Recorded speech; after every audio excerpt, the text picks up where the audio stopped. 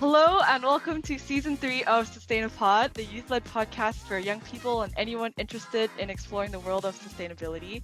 I'm Belinda and I'll be your host for today's episode where we'll be exploring action to protect marine biodiversity in our oceans.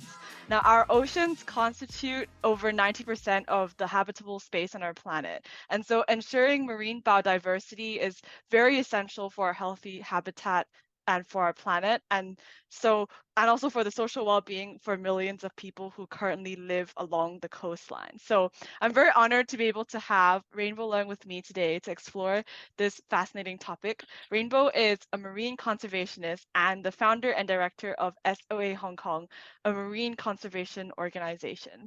She is also most recently been selected as one of the 1 Million Leaders Asia Fellowship Program of 2022, and her passion and achievements in this space are really inspiring to me. So, Rainbow, thank you for joining me today.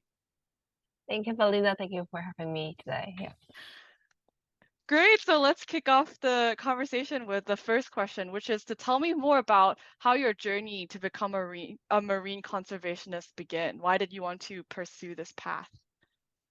Yeah, so I think for me, is my child is a little bit different. When I was a kid, I get to go on to my grandparents' fish wrap a lot because my mother's side born in a fisherman family.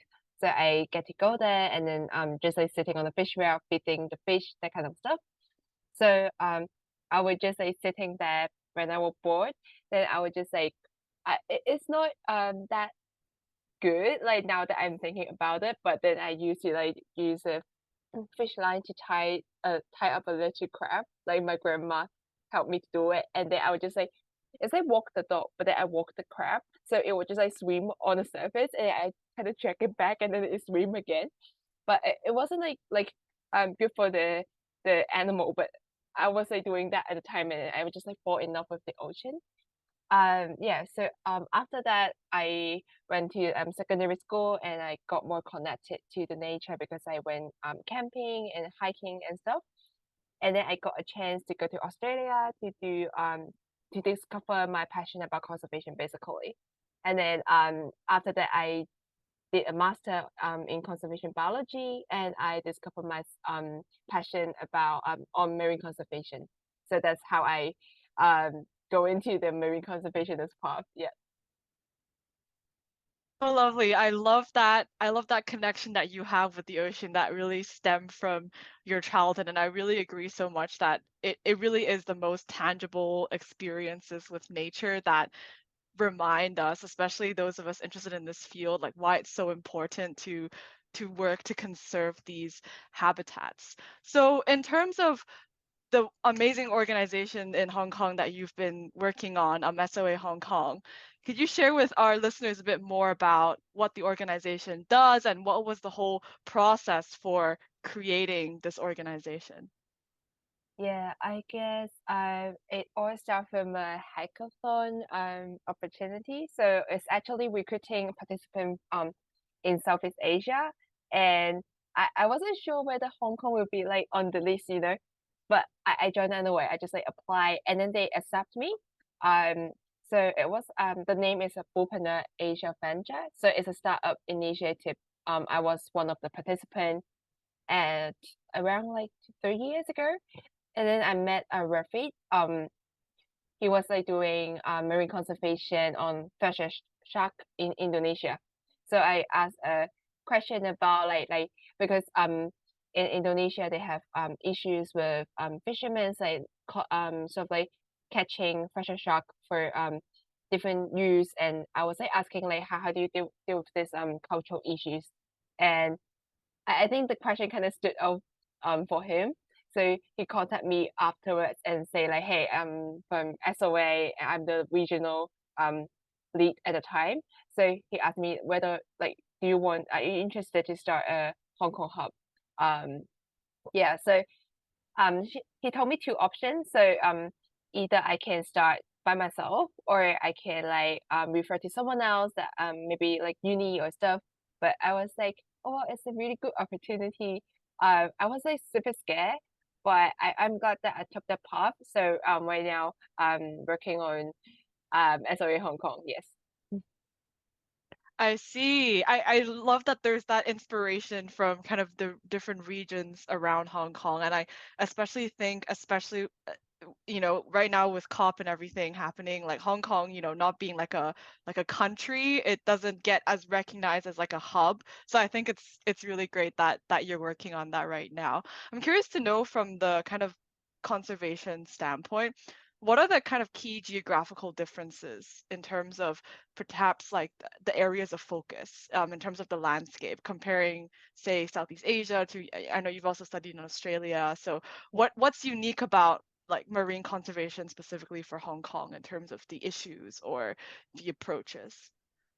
Yeah, I guess one of the reason I actually study once I finished my master in Australia, I come back to Hong Kong, and I took a year not sort of like working properly in terms of normal business people mind. I just like going to internship at different organization like WWF Hong Kong and TNC, etc., just to get a concept or like a experience about like how it is like to work on marine conservation in Hong Kong basically. Because I feel like the situation and the cultural bit will be super different from place to place, not just only between Hong Kong and Australia.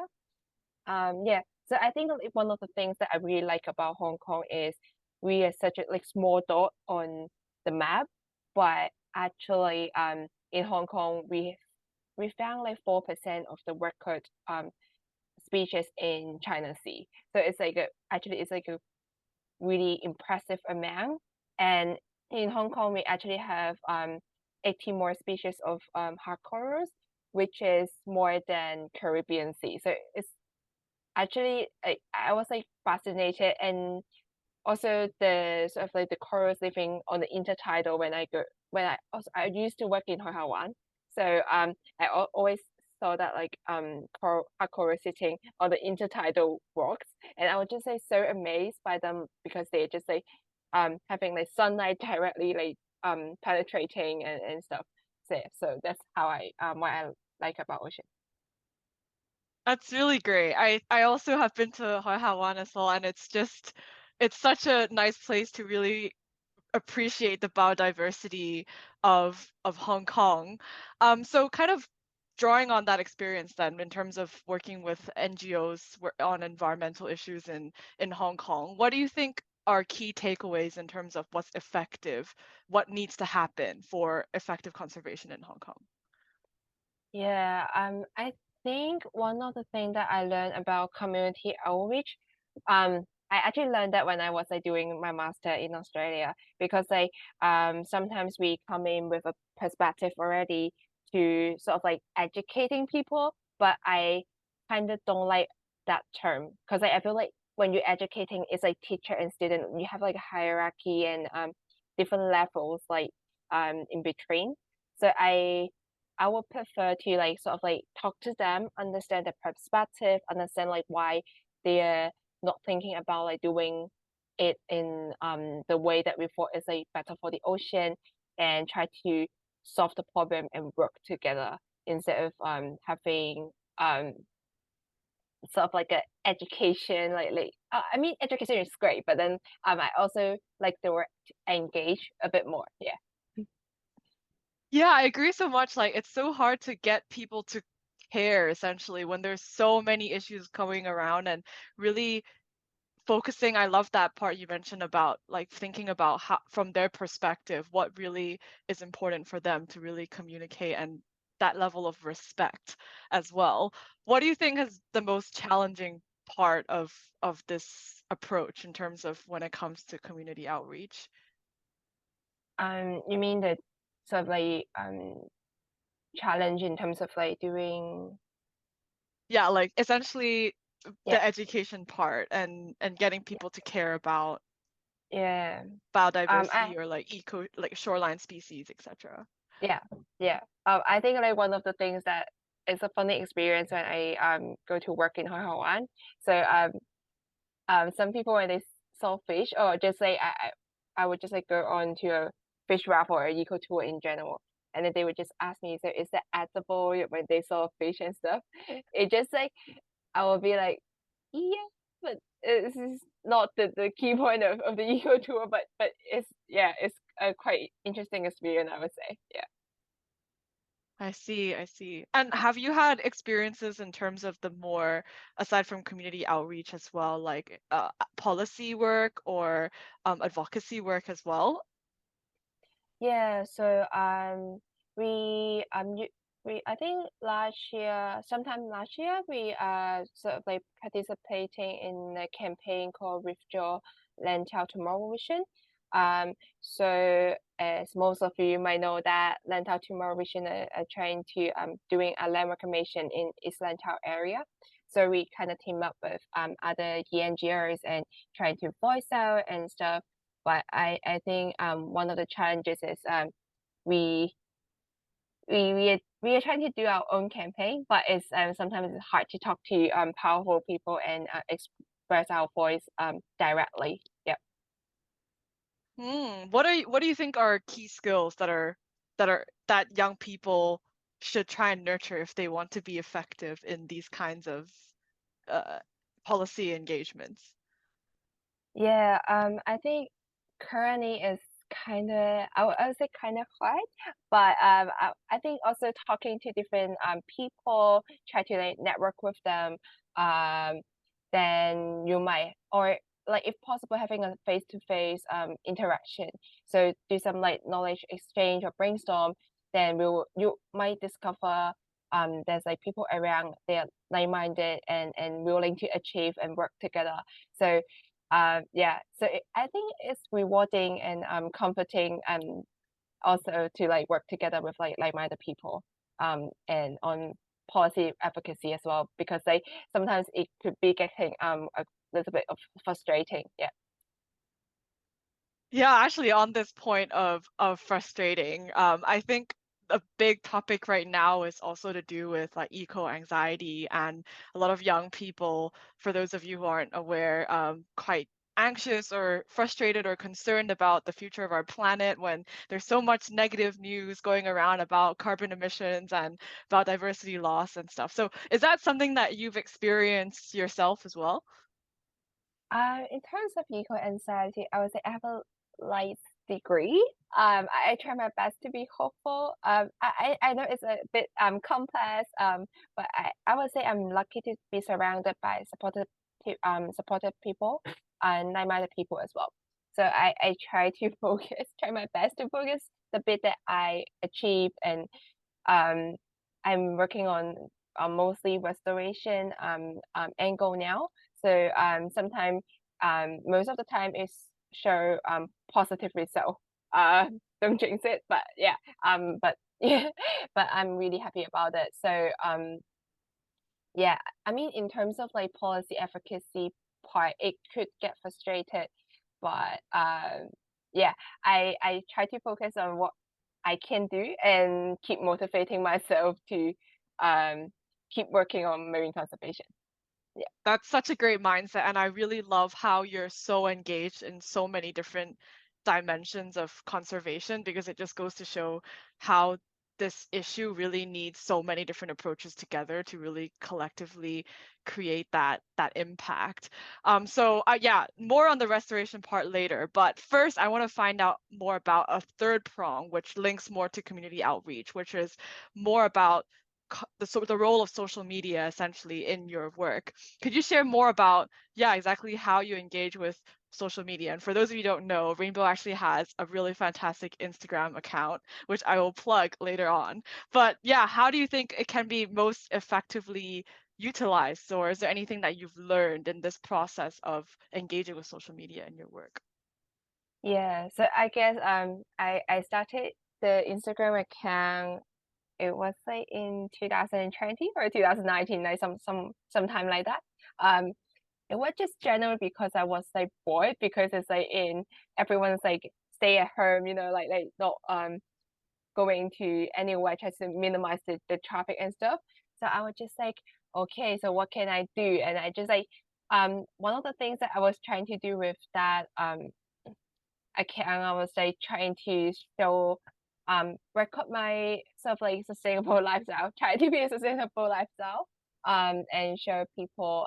actually is like really not really easy, but it's doable, it's achievable to work with a sustainable lifestyle with either it's like a vegetarian lifestyle, vegan lifestyle, vegetarian lifestyle, and try to um having like sustainability in your mind in your daily lives. Yeah. That's really great. I feel like that's social media does play a key role in showing that it is possible. It's easy to do in many ways and creating that community of like-minded people. Do you have any plans coming up for your account or in terms of social media engagement more generally? Yeah, I was like actually kind of embarrassed because I didn't update it for so long. But but yeah, I guess like if I have the time, then I would definitely like keep updating like all the good, awesome vegetarian food in Hong Kong. Is I I would say it's still hard to find sometimes, but there are definitely some gems in Hong Kong vegetarian food. Yeah, so I will definitely do that, and I guess I post more marine conservation stuff that sort of like a daily sort of like a journal that what I've been working on yeah in my life. That's great. That's great. I look forward to your future posts. Yeah. So I guess shifting to your work on restoration then, with Eco Shoreline Project, could you, yeah, tell us more about what it is that you're working on with your team and why it's important? Yeah, so I'm working at eco-science team at City University of Hong Kong. So one of the things about land reclamation or urban development is the major issue is shoreline hardening. So it actually compressed the environment. In Hong Kong, after land reclamation, then we mainly have two types of seawall. So one is riprap with like boulders piling up. Like, excuse me. And then we also have like vertical seawalls as well. So those are the really homogeneous structure and having less complex environment and a lot of heat stress. What our team trying to do is sort of like deploying features with like different characteristics. So mainly water retention function, crevices, and shading into the river seawall and vertical seawall. And what we do usually is we go out and do surveys regularly and try to test different design and units to see whether it's feasible. So in the previous study that we did, we imported some units from Israel to see whether it's a feasible thing. So to implement ecological engineer feature in our seawall. Right now we are moving to test our own locally designed and manufactured feature. So a little bit of plugin. So our team also have a startup called After Nature. So if you guys are interested, then definitely look into it. Yeah. That sounds really cool. The startup. Could you share more about so the startup is going to be focusing on making the units or Yeah. okay. I see, I see. So what do you think drew you to this project initially when you had this opportunity? Yeah, I think because one of the things that I really like is our team is like quite diverse and having a lot of like opportunities. Other than startup and doing scientific research, we also have an education component. So one thing that really touched my heart is nature-based solution. Oyster shells has been part of the feature in our study. So it somehow like to be most successful as well. We found more than 100 of species in our feature, and education and outreach part is where I kind of like the most. So I get to go to different schools and also like different work with different societies and different organization. I think it's like quite rewarding and to reach out to like different people, especially like public non-scientists to work on ecosystem restoration is a good way to reach out to people. Yeah. That's great. I'm also a personal fan of nature-based solutions, and obviously now there's the emerging subset of nature-based climate solutions. But I think a lot of times the focus is very much on climate and not as much on biodiversity in the global kind of policy space. So I think it's really great that there is that research element and the education element and the business element, which is key to everything. So to the kind of communication point then, I think what you said earlier about reaching out to different citizens, people of different ages, backgrounds, and educating them. What do you think is important in doing this well? Because a lot of these concepts, for example, with biodiversity or that can be quite difficult to grasp for someone that's completely not in this field. So what do you think is important for doing that well in terms of effectively communicating to them about this? Yeah, I think this is a really good question. And often when I talk to school kids, we like to show pretty pictures, like what kind of stuff that living in our unit and in on the oyster shells as well, just to having them have that like visual sort of like visual in front of them and realize like what is happening and it's like how it works like once you because like the program that I did with school is usually having like a talk and then we have a workshop to try to fabricate some oyster shell string um and then we deploy it to the sea and do regular monitoring.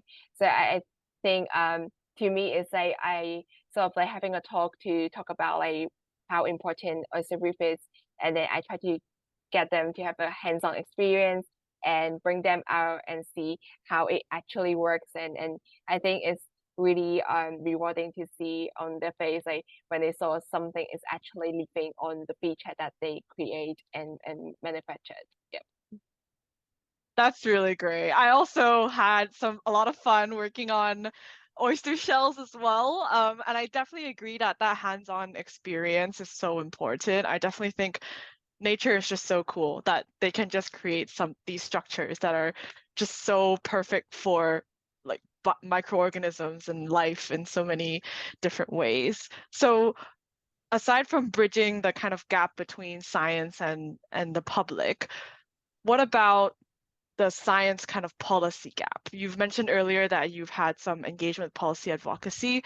What do you think is needed to really bridge this gap in terms of translating this scientific research into tangible, impactful policy work in Hong Kong? Yeah, I think one of the things that I learned from my master because everyone knows like Australia have a great berry. What they did is like adaptive management. So they will have like a bunch of scientists working on like research component. So from time to time they will reveal their management plan to see whether is the management sort of like strategy is like effective or not and try to work accordingly. And yeah, I really want to see that's happening in Hong Kong as well. I see. What do you think is key for effectively setting something up like this in Hong Kong if it were to be established? Yeah, I guess it's really important to engage different stakeholders, sort of like the user in the ocean area or even like on land. So let's say the stakeholder will include like Hong Kong locals or like recreational like fishermen or like commercial fishermen and sort of like office government officials as well. Try to talk to like different people and understand everyone's perspective and try to come up with a plan that um kind of in the middle point. But yeah, I think like one thing that I really like about my lecture set in my master course is um if the plan is like only having one group of people saying like agree to it or like having opponent to it, that is not a good plan. A good plan is always having like multiple people sort of like agreeing and opposing at the same time because that's where the middle point is.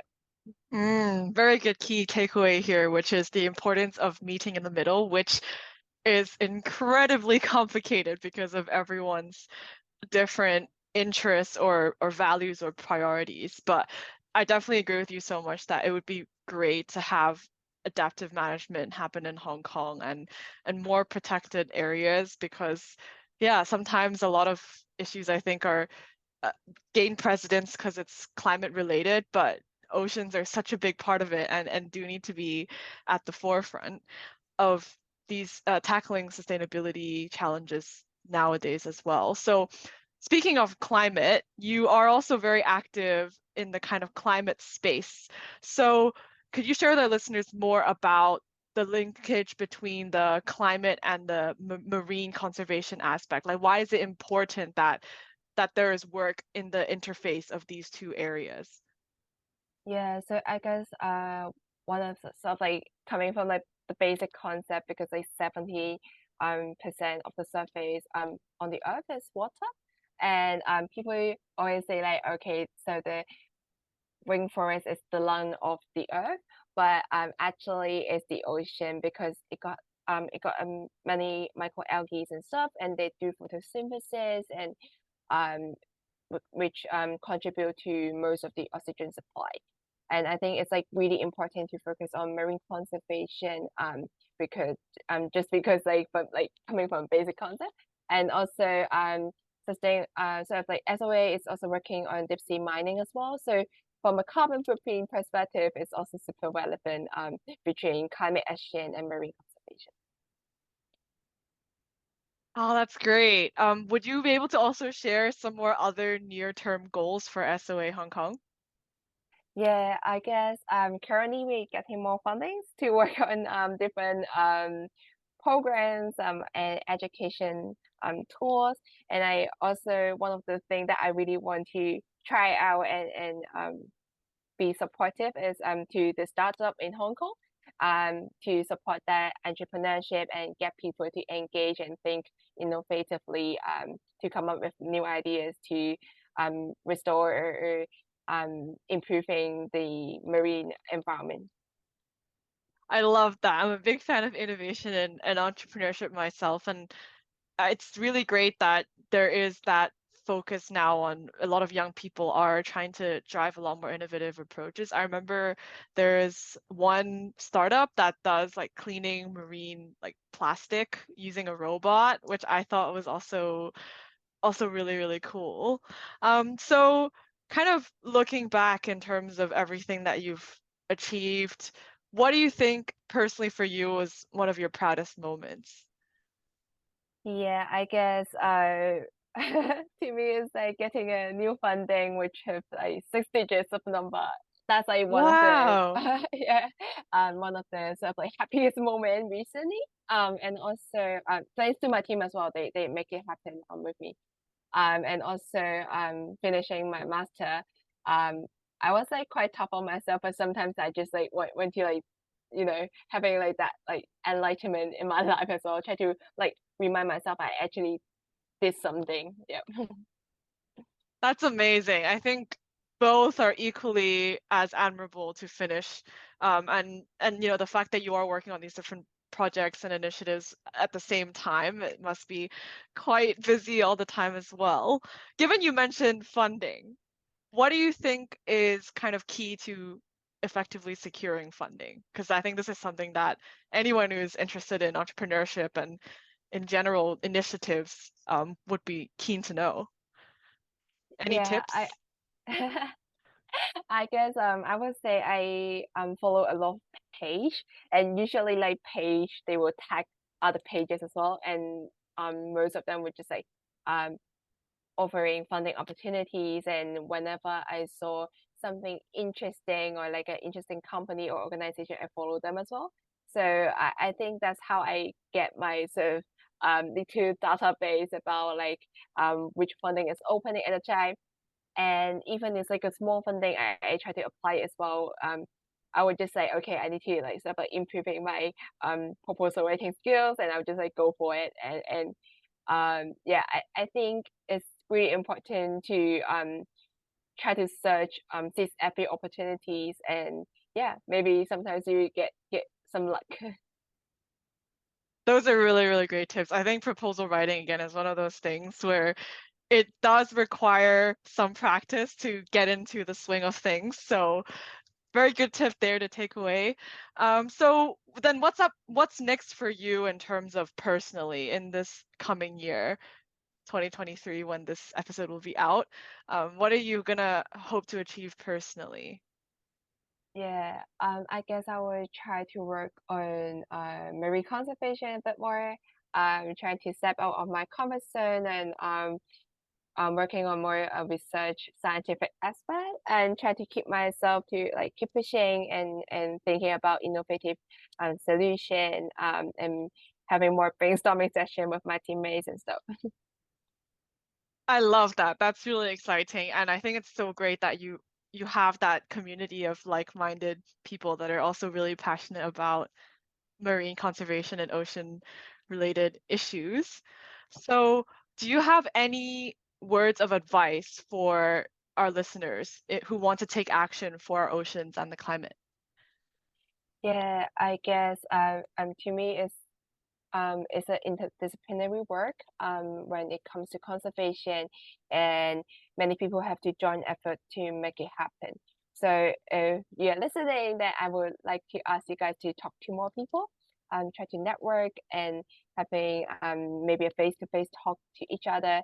Um, so I think like often those talk or chat will turn into something interesting and you might find a click and then you just like okay maybe there's something in common then you guys want to work together and where we can achieve more um, to combine skill set with different people and it's like really rewarding and really sort of like comforting to having like a teammate working with you side by side. Really great advice. Final question. Because you work in ocean conservation, what is your favorite ocean animal slash any kind of organism? This is probably a really hard question. Yeah, I used to like cetacean a lot. Not that I'm not liking it now, but my sort of like recent favorite animal will be hermit crab because I also like gastropod and crabs, so they are kind of like in between. So hermit crab is my definitely my one of the favorite animal for me. Yeah. I love that. I love, and it's shifting as well, which is great because there's honestly so many organisms in the ocean that so many of which most people don't even know about at all. So it's great. Well, thank you, Rainbow, for sharing your insights with us. It's so amazing to hear all your work that you're doing in these different spheres, be it policy and youth engagement or research. It's so important that there is that interconnection. So I really love that you're doing that. So yeah, thank you again for coming onto this podcast. Thank you so much. Thank you to Sustainapod listeners for tuning in this week with us. We would love to hear from you about the episode, so let us know your questions and comments by messaging us on Instagram at sustainapod_GIH or email us at sustainapod@gmail.com. See you next time.